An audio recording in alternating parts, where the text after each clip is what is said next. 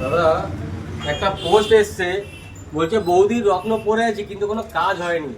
তো ব্যাপারটা হচ্ছে আমরা সেইটা নিয়ে একটা ভিডিও বানাচ্ছি, তার আগে অবশ্যই আমাদের চ্যানেলটা সাবস্ক্রাইব এবং ফলো করে রাখবেন। রত্ন পরে যদি আপনাদের কাজ না হয় তাহলে তিনটা জিনিস হতে পারে। কি কি তিনটা? আপনারা ভুল রত্ন পরে আছেন, যে রত্ন আপনাদের চারটের মধ্যে লাগবেই না। ভুল আঙুলে পরে আছেন এবং ভুল মেটালে পরে আছেন, এক নাম্বার। সেকেন্ড হচ্ছে আপনি রত্নটা ঠিক করে আছেন, সবকিছু ঠিক করে আছেন, কিন্তু ভুল প্রসেসে পড়েছেন। আপনাকে যে রত্ন পড়তে হবে সোমবারে, যেভাবে আপনাকে রত্নটা প্রতিষ্ঠা করে পড়তে হবে আপনি উল্টোভাবে করেছেন, সেই কারণে হতে পারে।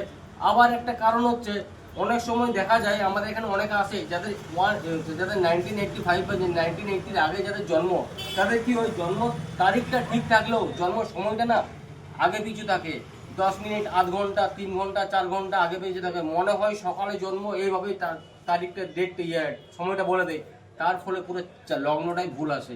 তো লগ্ন ভুল আসা মানে কি, রত্নটাও ভুল আপনাকে দিতে হবে, অ্যাস্ট্রোলজার আপনাকে ভুল রত্ন প্রেসক্রাইব করবে। এটা অ্যাস্ট্রোলজারের কোনো দোষ নাই, এটা কিন্তু আপনার টাইম আপনি ঠিক মতো দিতে পারছেন না, তার কারণেই এই জিনিসগুলো হচ্ছে। তো অবশ্যই জ্যোতিষের কাছে যাওয়ার জন্য টোটাল জিনিসটা, ডেট, টাইম এবং প্লেস সঠিক চায়, সঠিক প্রেডিকশন পাওয়ার জন্য।